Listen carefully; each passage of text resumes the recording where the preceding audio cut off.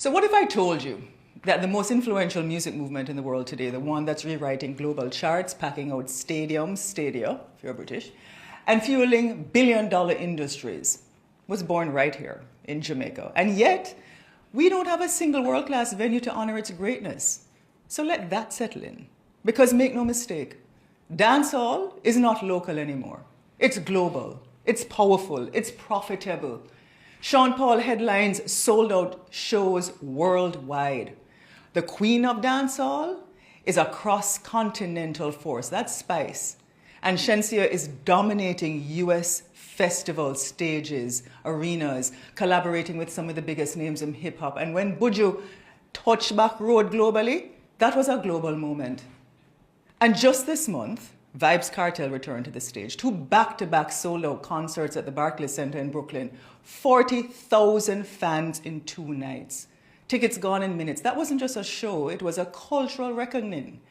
Because dancehall, born and alive in Jamaica, is the root system of reggaeton and so many other genres of music. It's the fire behind African dancehall, now officially recognized by Apple Music as a separate genre, led by a Ghanaian dancehall artist. And the world knows exactly where the rhythm started. So last weekend, it was Idonia in New York, big up yourself. Next up, a bounty killer. Warlord Bounty, yes. And that's where we are. Our icons having to leave home to be fully seen, fully heard, fully paid.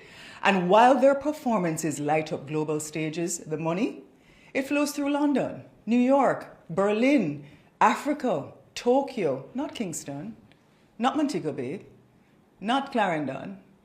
So we give the world the soundtrack and they cash in on the check. The data is interesting. Every time I look at it, and I'll just give you a few stats. I mean, according to Spotify, in 2024, they're Wrapped. Reggae and dancehall amassed over 10 billion views globally, global streams. That's a lot.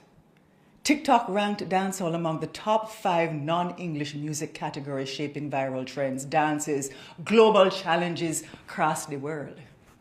On YouTube, Jamaican artists consistently outperform acts much larger than our market, pulling view counts into the tens and hundreds of millions.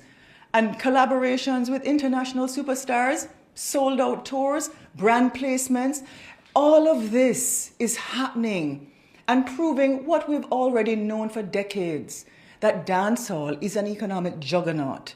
It's a titan. And yet here at home, we don't have no O2 Arena. We're not in a Madison Square Garden. We don't have a concert-ready design.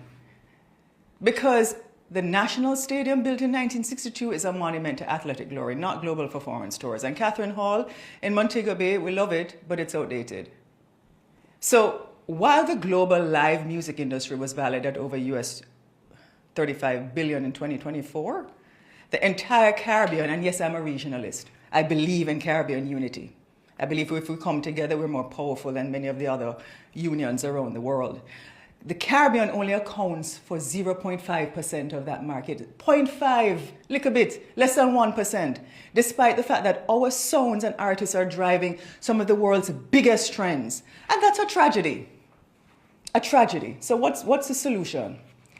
In Jamaica, build the stage.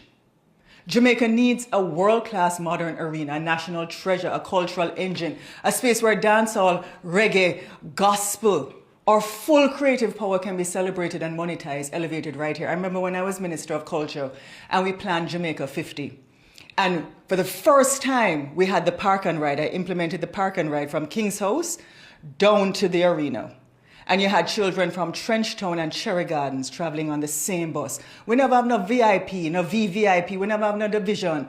And we turned the entire thing into a pedestrian for basically from July 31st all the way to August 6th. I've never experienced, and I don't think, I still get goosebumps because for the first time I had a vision and we were able to implement that vision.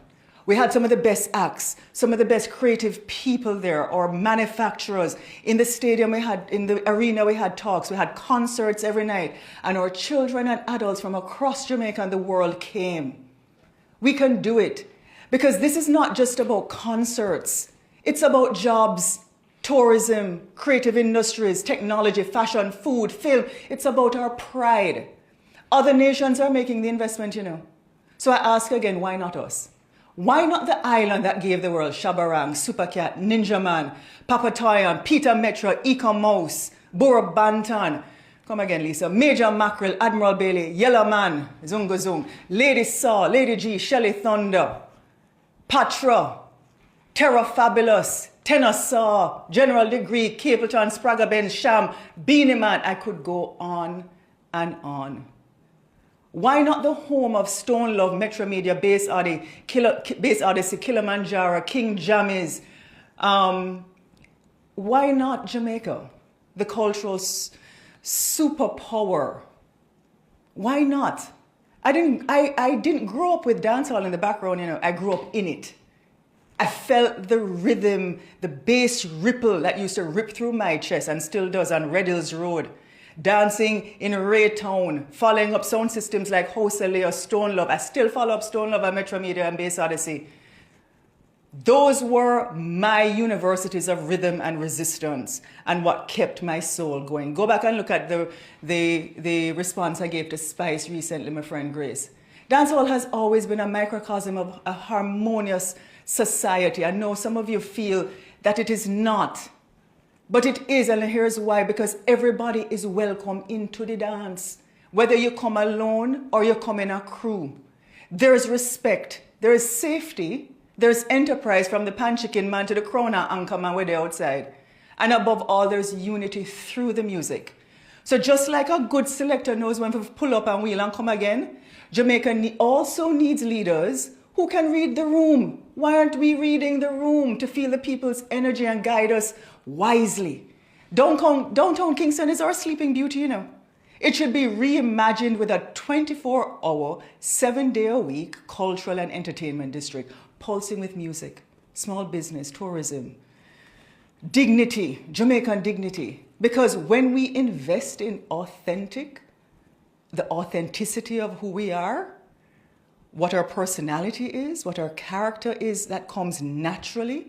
Live music creates spaces and those vibrant spaces and recognize the true value of our culture.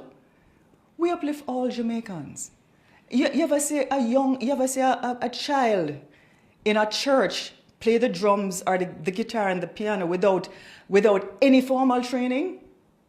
That's who we are. You ever see a young man get up and just DJ a song? It's who we are. Or sing. It's who we are as creative people.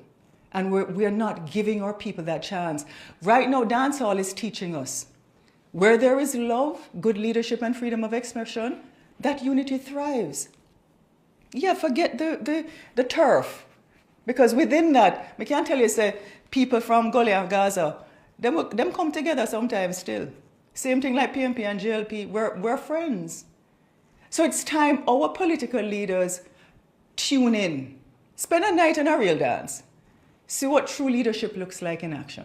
Watch the people lead themselves and learn something. You, of all people, know that my love for the dancehall is not an overnight sensation. For those of you who have been reading my articles, just scroll back a little bit. Look at my life. I've been writing about this for years. Get Up, Stand Up and Rock, a global vision for reggae. Politicians should learn from dancehall. Jamaica's billion-dollar gold mine we're ignoring. And I'll say, no, I want to see this happen in my lifetime. And yes, I will put my money where my mouth is. So let the artists lead, let the private sector invest, and let the government give the go-ahead. The government just needs to clear the space. The revenue won't come from customs and tariffs. Don't do that. It will come from tourism, from the jobs, the pride, the global attention we have already earned.